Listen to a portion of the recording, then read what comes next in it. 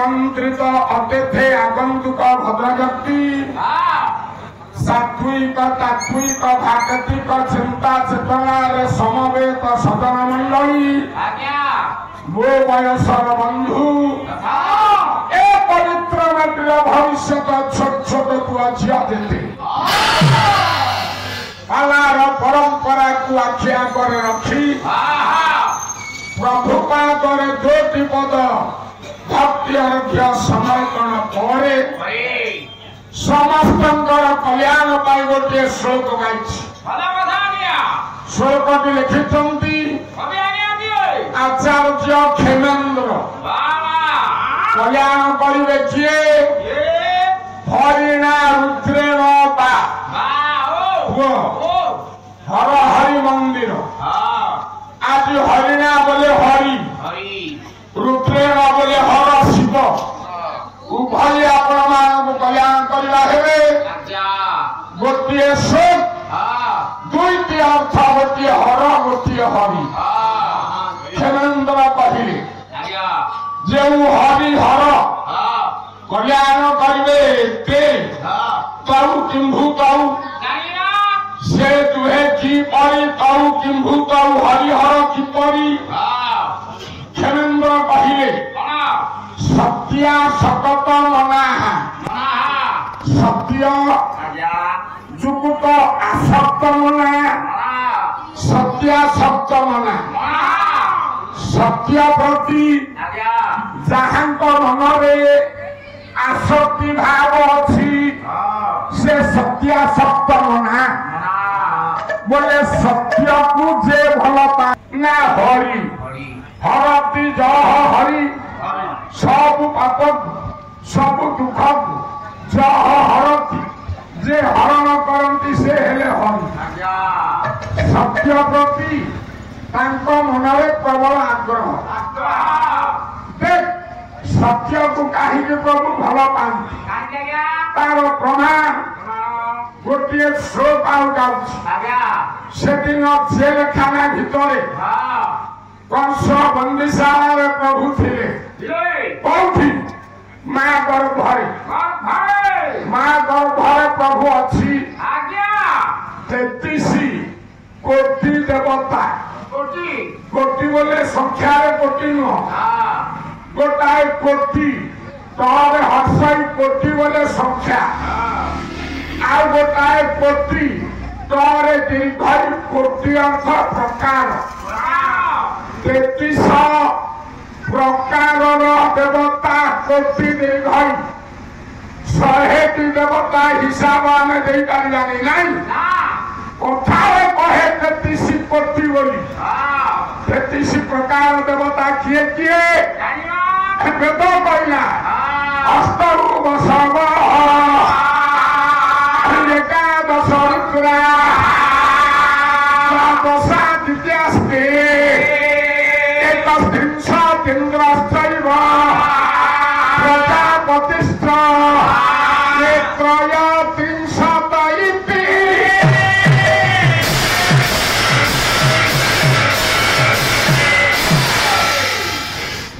33 प्रकार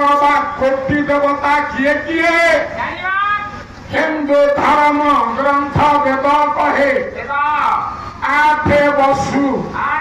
8 बसव 11 रुद्र 12 आदित्य प्रजापति मिश्रे 31 प्रजापति आउ इंद्र ये हेले आज्ञा 33 आउ जेते आंकरी भितर सब तेणु माँ गर्भरे प्रभु थिला बेले 33 कोटि बोले प्रकार देवता की स्तुति कले कहले सत्यं वदं सत्य परं सत्यं सत्यस्य च निहितं च सत्ये सत्यस्य सत्यामृतस्य नेत्रं सत्यात्मकं त्वां शरणं प्रपद्ये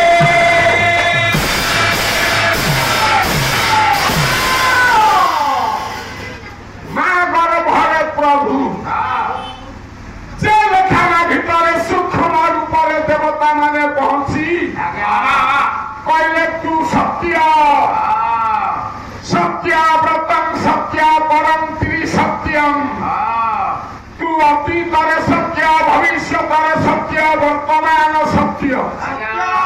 स्वर्ग सत्य मर्त्य सत्य पाताल सत्य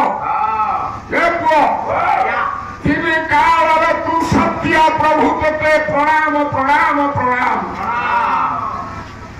गोटे गला हरि अर्थ पुण्य हरि अर्थ आहरी अर्थ अच्छी सत्या जुग असत्य मना सत्या बोले सत्य भान प्रति मन में आसक्ति थिला से किए हरि हरि बोले कृष्ण आ गोटे शिव अर्थ आने सती तले भाई जुग असत्य मना सती प्रति सती किए दक्ष प्रजापति षाठी झील सान झीला शक्ति शक्ति प्रति जहाँ मन में आसक्ति भाव से शिव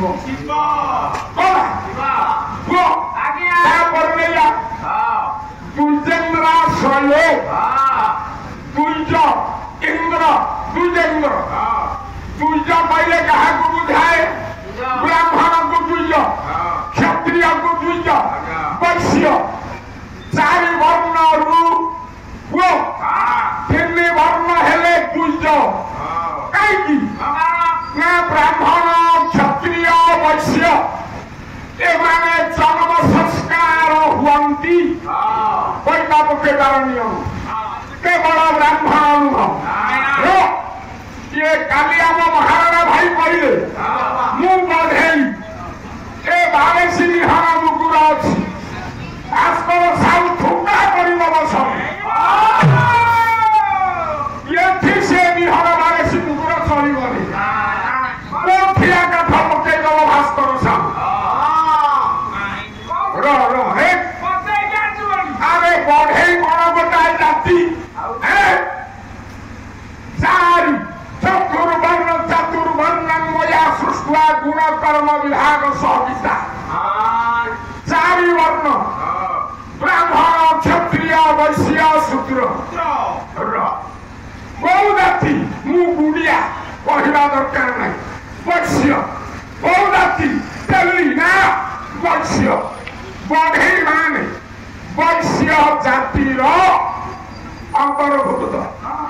आ बढ़े बड़ वाला है ये बढ़े शब्द व्यवहार करने उचित नुहे नारायण भाई दिए मन दे शुण दुज एम को कहा जाए दुज दी थर सी जन्म दुज थे पड़े आउ थे उठे दुज चढ़ई थे अंडा दिए आउ थे छुआ दुज हाथी हाथी रक्त पिंडुआ जन्म करे 21 दिन छुआ हाथी ना दुज अतिथि भारू चंद्र जन्म हेले समुद्र मंथन चंद्र जन्म हेले दी थर जन्म चंद्र ना हूँ दुज साप साप थे अंडा दिए आउ थे छुआ बाहर साप को कहा जाए दुज दुज बोले सर्प इंद्र सर्प श्रेष्ठ विशेष्य पद पर इंद्र चंद्र व्याघ्र सिंह लगिले श्रेष्ठ अर्थ को बुझाए दुजेन्द्र बोले सर्प श्रेष्ठ अनंत आश्रय जहाँ को आश्रय कर अनंत सर्प दुजेन्द्र आश्रय से हेले किए हरि बुझु किए अनंत जहाँ को आश्रय कर से हेले हरि पुणी दुजेन्द्र आश्रय दुज बोले चंद्र इंद्र आदि देवता मान जहाँ को आश्रय कर से हेले शिव गला जो गंगांच विभरती जे अगंगांग गंगांग जो खंड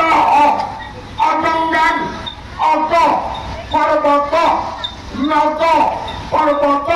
ନ ଗଛ ତିନି ନଗ ଆଉ ଅଗ ବୁଝୁଛୁ ସେ ଅଗ ବୋଲେ ପର୍ବତକୁ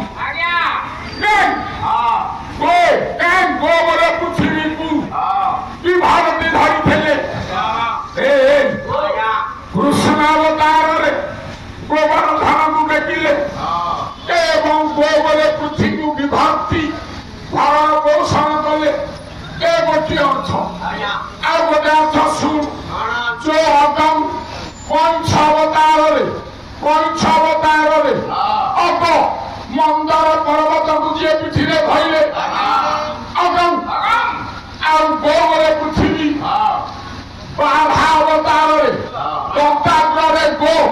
ପୃଥିବୀକି ଯିଏ ଧରିଲେ ଅଗମ ଜ୍ଞାନ କଇଁଛ ଅବତାରରେ ଅଗ ବୋଲେ ପର୍ବତକୁ ଧରିଲେ ବରା ଅବତାରରେ ଗୋ ବୋଲେ ପୃଥିବୀକି ଦାନ୍ତରେ ଦେଖିଲେ ସେ କିଏ ହରି ଭଗବାନ ବିଷ୍ଣୁ ପୁଣି ଯେ ଅଗ ବୋଲେ ପର୍ବତ କୈଳାସ ପର୍ବତରେ ରହନ୍ତି ପୁଅ ଗଙ୍ଗାକୁ ଯେ ଧାରଣ କରନ୍ତି ସେ କିଏ ଶିବ ଏବଂ ଭୂତ ହର ହରି ଏ ତୃତୀୟ ରଜନୀର ପ୍ରଥମ ପର୍ଯ୍ୟାୟରେ ସମସ୍ତଙ୍କର ମଙ୍ଗଳ କରନ୍ତି ବିଶ୍ୱର ମଙ୍ଗଳ କରନ୍ତି ଆନନ୍ଦେ କରା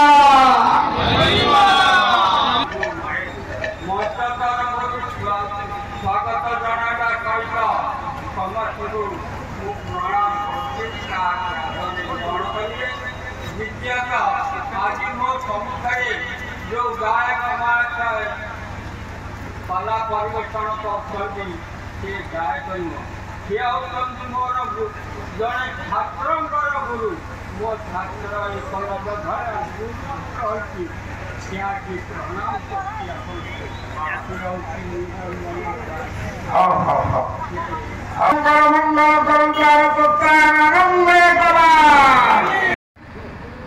ପାଣ୍ଡୁ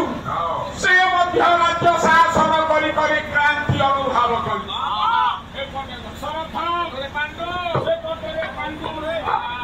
ଧୀର ଧୀର ମୃଦଣ୍ଡ କଣ ଲକ୍ଷ୍ୟ ଭୂତ ଅନାକର ସମ୍ମାନ ମୁସିଂ ଚକା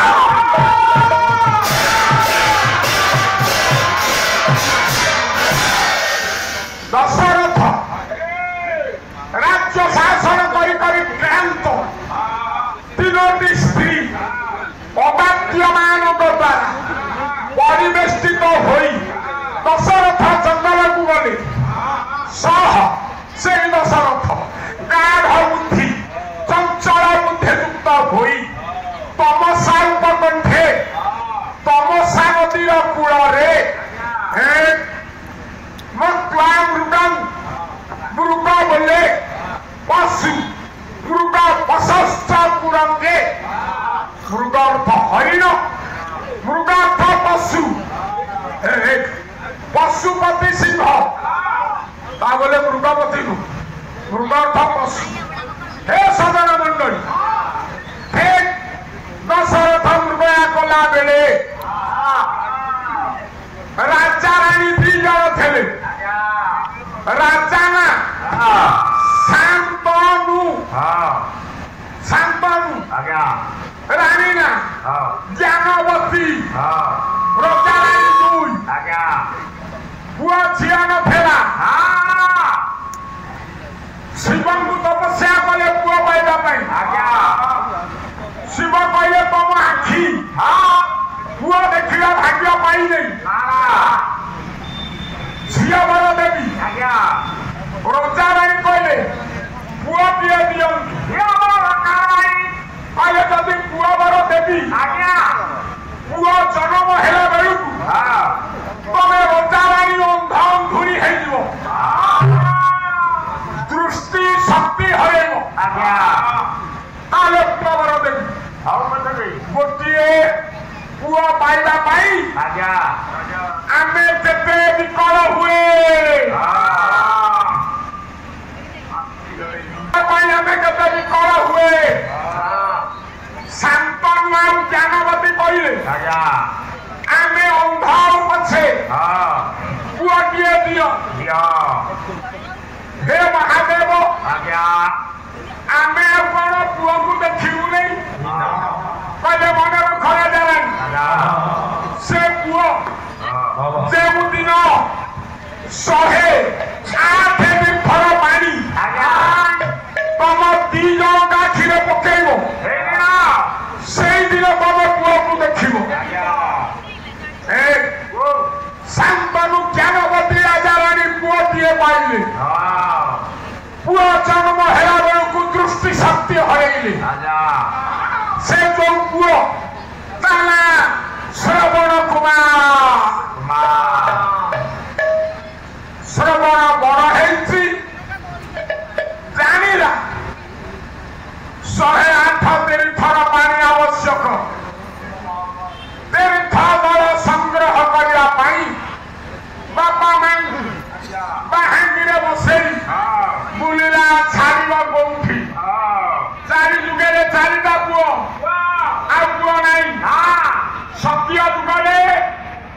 ଗୋଟିଏ ପୁଅ ସଂକ୍ଷଣରେ ସତ୍ୟବାନ ତା ସ୍ତ୍ରୀ ସାବିତ୍ରୀ କାଠ ହାଣିକି ସତ୍ୟବାନ କାଠ ବୋହି ବାପା ମାଙ୍କୁ ବସିଲା ବାଲା ସତ୍ୟରେ ସତ୍ୟବାନ ସେ ଦୟାରେ ଗୋଟିଏ ପୁଅ ଏଇ ସହରେ ଶ୍ରବଣ କୁମାର ବାହାଙ୍ଗିରେ ବସେଇ ବୁଲିଲା ବାପଘରେ ଗୋଟିଏ ପୁଅ ସହରେ ସତ୍ୟବ୍ରତ ଦେବବ୍ରତ ଗାଙ୍ଗେୟ ବା ଭୀଷ୍ମ ବୁଝୁଛୁ ଆଉ ଦାପରରେ ଗୋଟିଏ ପୁଅ କଳିରେ ଗୋଟିଏ ପୁଅ ବାକି ନାହିଁ ଜନ୍ମ ହୋଇସାରିଲାଣି ପ୍ରାୟ